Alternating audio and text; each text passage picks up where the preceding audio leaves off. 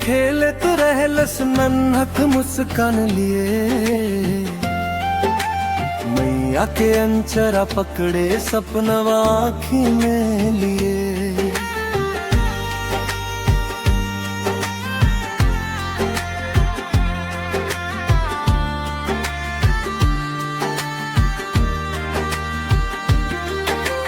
अचानक लहर उठल तेज किस्मत खेल गई। मैया बेटा के संग संग समय अभी जे थम गई। चिल्लावत रहेली दुनिया पर हाथ ना मिल पावल। नदी के गहराई में दूं दिल हमेशा सुतावल।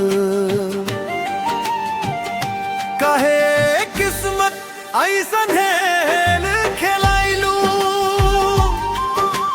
मैया के गोद छीन के दुनिया सुनी कराइलू। आंसू बरसे दिन रात दिलवा टूट के रोवे। मैया बेटा के कहानी हर दिला जो बोले।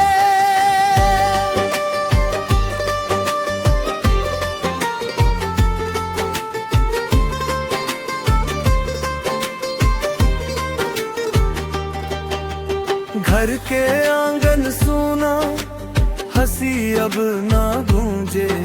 खिलौना रोवे कोना में यादें चुपके सूझे।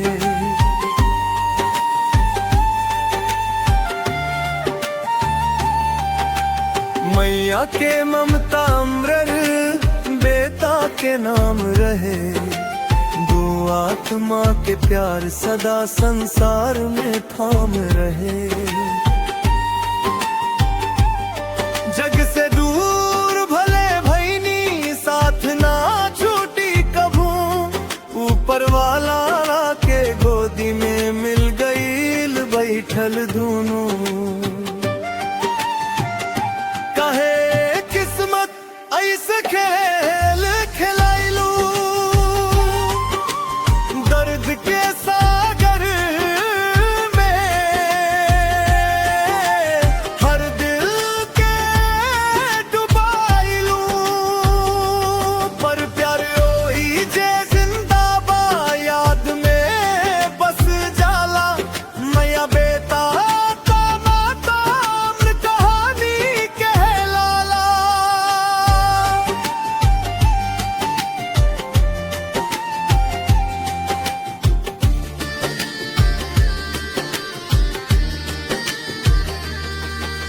नदी किनारे खेलत रहलस नन्हत मुस्कान लिए। मैया के अंचरा पकड़े सपनवा आँखी में लिए।